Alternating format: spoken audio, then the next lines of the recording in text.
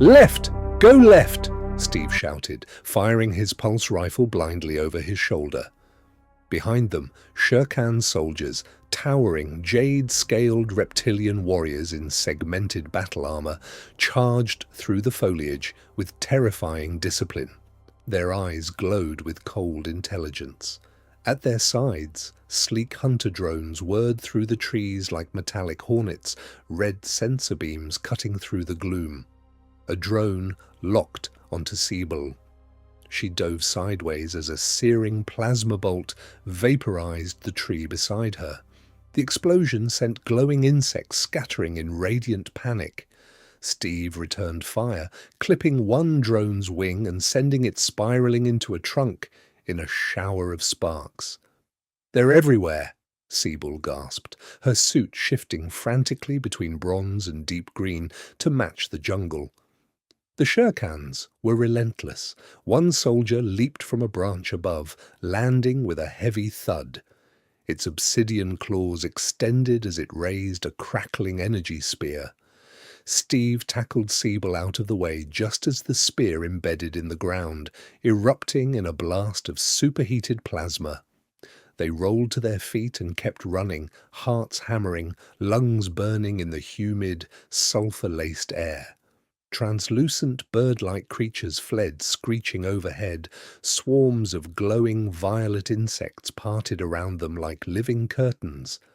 Suddenly, a figure burst from the shadows ahead, a sleek, iridescent reptilian with elongated eyes and shifting scales. "Follow me," she hissed in perfect English. "Now!" Schnex of the assist didn't wait for questions. She spun and sprinted deeper into the jungle with fluid grace, her form rippling as she adapted camouflage mid-stride. Sibyl and Steve had no choice but to follow. Schnex led them through a hidden path of twisting roots and bioluminescent moss that glowed faintly underfoot. Behind them, Shere Khan's shouts and drone engines grew louder. A plasma bolt scorched the air inches from Steve's head, setting a vine ablaze. They reached a half-buried stone structure, overgrown with vines, an ancient Ezist hideout. Schnex slammed her clawed hand against a hidden panel.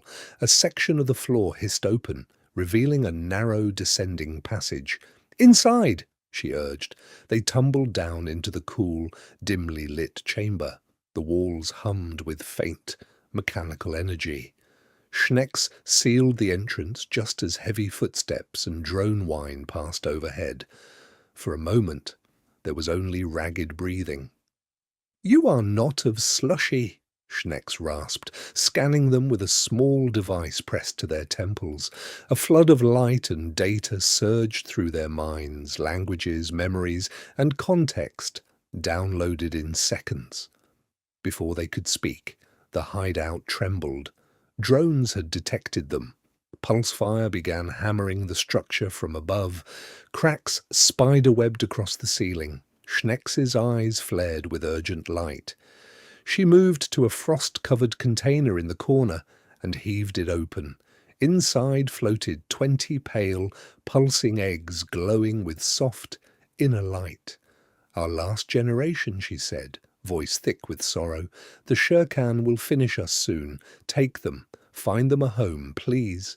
She thrust the heavy flask into Sibyl's arms, the weight of an entire species pressed against her chest.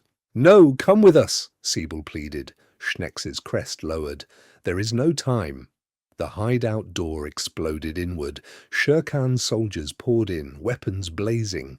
Schnex roared and charged them, pulse rifle in hand, her form shifting mid-leap into a larger, more aggressive shape for combat. "Go!" Sibyl and Steve ran. They burst from the rear exit of the hideout into the jungle once more. Behind them, gunfire and screams echoed as Schnex fought like a demon to buy them time. Drones swarmed the canopy. Shere Khan's soldiers crashed through the foliage in pursuit. The disc-shaped lander waited in a small clearing ahead, its hatch open like a promise of salvation. Spears of plasma ripped past them, setting trees ablaze. One bolt struck Steve's leg, staggering him. Siebel pulled him forward as the lander's automated defenses opened up, laying down covering fire. They dove through the hatch. Siebel sealed it as the last image burned into their minds, Schnex standing defiantly, firing her rifle until a barrage of energy bolts cut her down in a storm of sparks and blood. "Lift off!" Steve roared, slamming the controls.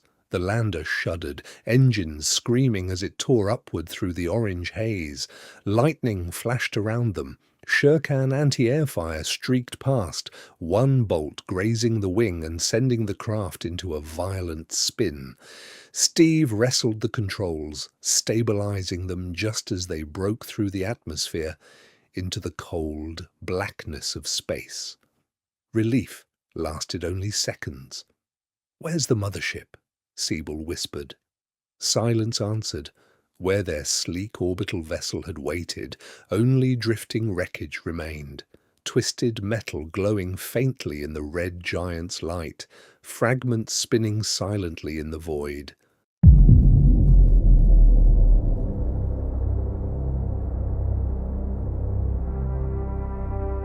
Siebel clutched the container of assist eggs tighter to her chest, her voice breaking. "Steve, they destroyed it." Stranded in orbit around a war-torn world, carrying the last hope of a dying species, with Shurkan forces no doubt already scrambling reinforcements. The jungle far below continued to burn, stranded, alone, carrying the glowing container of 20 assist eggs like a fragile heartbeat against her chest. Siebel stared out the viewport at the burning jungle far below. "We won't last in orbit," Steve said grimly, hands tight on the lander's controls. 48 hours until the wormhole reopens. We hide on the surface." They plunged back into Slushy's thick atmosphere, this time heading for the remote southern islands, jagged volcanic rock rising from a storm-racked sea. No cities, no satellites, just wind, ash, and isolation. The lander settled on black volcanic glass amid howling gales. Glaciers loomed like broken teeth in the distance. Acid rain began to hammer the hull almost immediately, hissing and steaming on contact. For the first few hours, silence reigned. Then the nightmare truly began. A low, guttural hiss echoed from the rocks.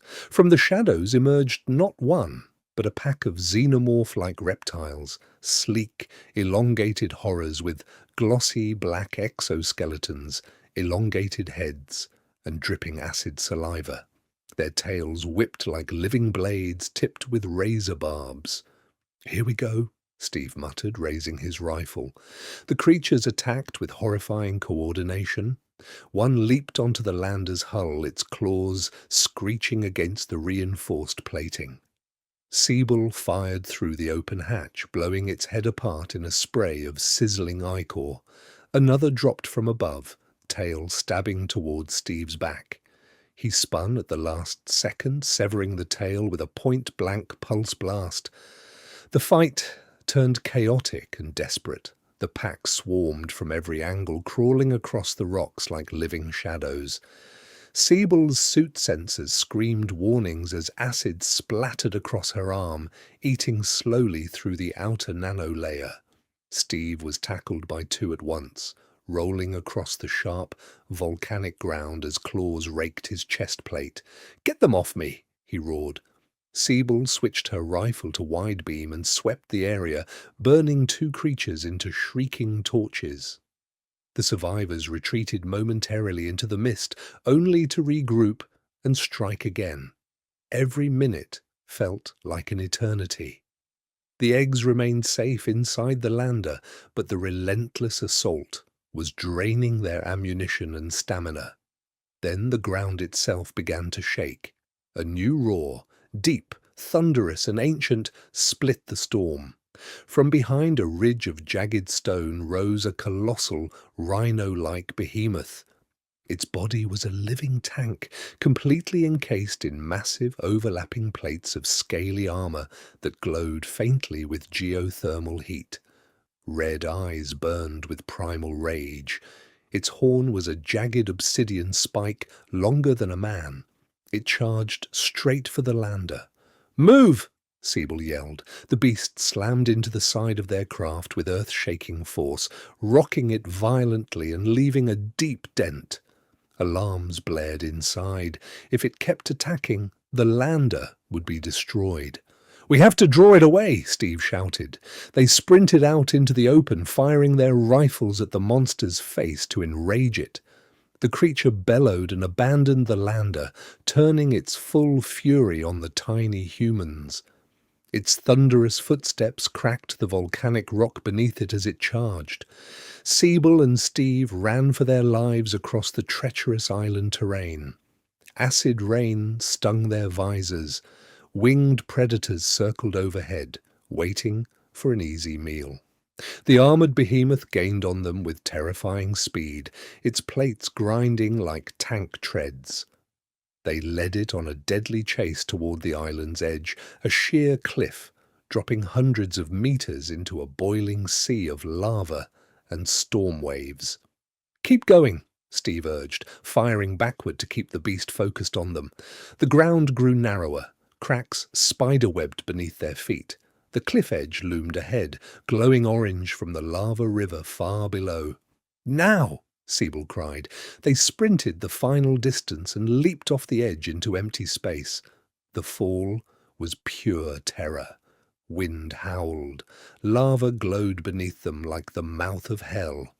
At the last possible moment, their nanosuits inflated into impact cocoons, absorbing the brutal crash as they slammed into a lower ledge covered in soft ash and moss.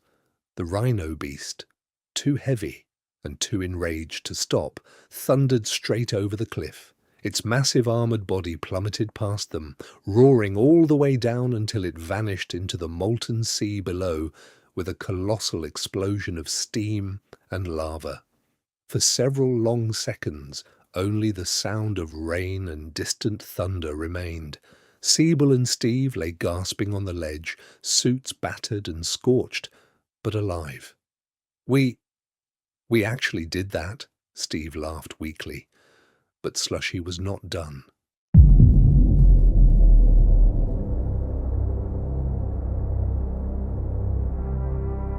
Shadows moved in the storm, more predators drawn by the chaos. Every hour on this planet was a fight for survival. Acid rain intensified, strange flying reptiles with electric frills circled above. The ground itself seemed to shift and rumble with geothermal fury. 40 hours remained until the wormhole reopened.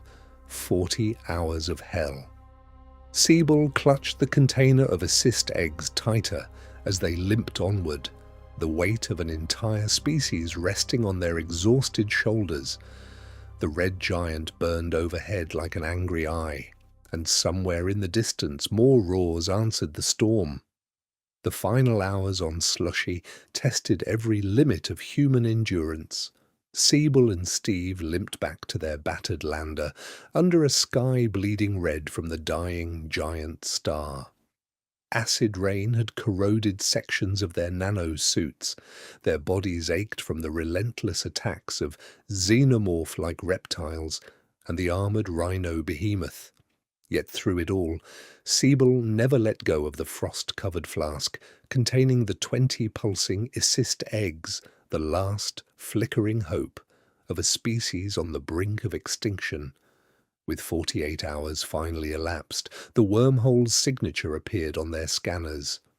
"This is it," Steve said, firing up the lander's engines. "One shot to get home."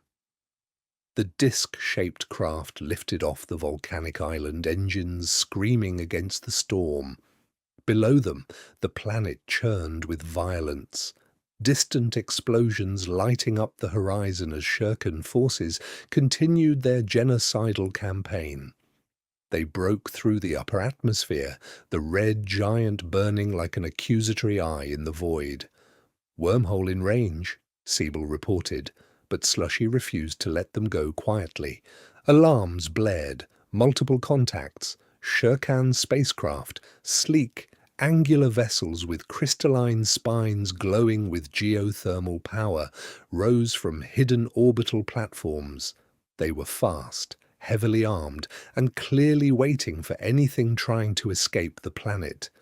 "Evasive maneuvers!" Steve barked. The lander twisted violently as the first plasma lances streaked past. Siebel returned fire from the defensive turret, her shots scoring hits on one attacker's wing and sending it spiraling into the planet's atmosphere in flames. But more came. The Shirkan ships moved with ruthless coordination, their weapons carving brilliant arcs through space. A direct hit rocked the lander. Warning lights flashed across the cockpit, hull integrity dropping. "They're trying to disable us!" Siebel shouted. Steve pushed the craft to its limits, weaving through a deadly gauntlet of energy fire. One Shirkan ship closed in dangerously, its crystalline cannons charging for a killing shot. In a desperate move, Siebel overrode the lander's systems and fired a full spread of decoy drones combined with a point-blank electromagnetic pulse. The pulse scrambled the lead ship's targeting just long enough for them to break free. The shimmering wormhole mouth opened ahead like a tear in reality. "Go, go, go," Siebel urged. They plunged into the wormhole at maximum thrust, the Shirkan ships still firing wildly behind them. One final energy beam from a waiting orbital satellite lanced after them, a coherent spear of destruction that followed them straight through the folding space. They emerged on the other side in a violent burst of light directly into the hangar bay of the International Space Agency's orbital station. The pursuing beam ripped through with them. Alarms screamed across the entire station. The beam slammed into the central hub, exploding in a storm of sparks, shrapnel, and decompression warnings. Bulkheads sealed. Fire suppression systems flooded corridors. The station shuddered violently as secondary explosions rippled through the structure. Siebel and Steve stumbled out of the lander, the precious flask still clutched tightly between them, just as General Rice stormed into the hangar with armed security. "You damaged the station," Race roared, face purple with fury. "You nearly destroyed the wormhole gate itself, and you lost the mothership? Explain yourselves." Siebel stood tall, despite her exhaustion. "We retrieved valuable biological samples, sir," she said calmly, holding up the flask. "This is one of them." Race glared at the container but didn't press further in the chaos. "Get that to the lab immediately, and both of you, debrief in 1 hour. One more failure like this and you're both finished. Do I make myself clear?" "Yes, sir," they answered in unison. Later, in the privacy of her quarters, Siebel did not deliver the flask to the lab. She carefully hid it in a secure, climate-controlled compartment behind a false panel in her room, whispering softly to the glowing eggs inside. "You're safe now, for the moment." Steve stood watch at the door. "We're carrying more than just samples now. Failure isn't an option anymore." Slushy is far more than a battlefield. It is a cauldron of 6 deadly reptilian species locked in total war. The Shirkans, green-scaled conquerors, brilliant tacticians armed with crystalline technology and geothermal superweapons. They dominate the jungle continent of Shirka and seek to rule everything. The Cirasians, gigantic serpentine brutes built for raw destruction. The Shashans, cunning desert snakes, masters of deception and intricate strategy. The Mershans and Rugans, armoured crocodilian swamp warriors, savage and relentless in the mire, and the Assist, the shapeshifters, ghosts who wear the faces of their enemies to survive, now reduced to 20 fragile eggs hidden in human hands. One assist scientist has already run the simulations. In 100 years, the Shurkans achieve total victory, total extinction for everyone else, unless these last eggs can be saved. Slushy is not just another strange planet. It is a world forged in fire and blood, where war has become the only language, and its fire may soon spill into the stars. What would you do if you carried the last hope of a dying species on your shoulders while the galaxy itself seems determined to crush you? Drop your thoughts below. If you want to know what happens next, the desperate infiltration of Shurka, the shapeshifter's final gamble, and whether Cibele's growing abilities can protect the eggs, subscribe and hit the bell. The universe is far deadlier than we imagined. This has been Strangest Planets. See you on the next world.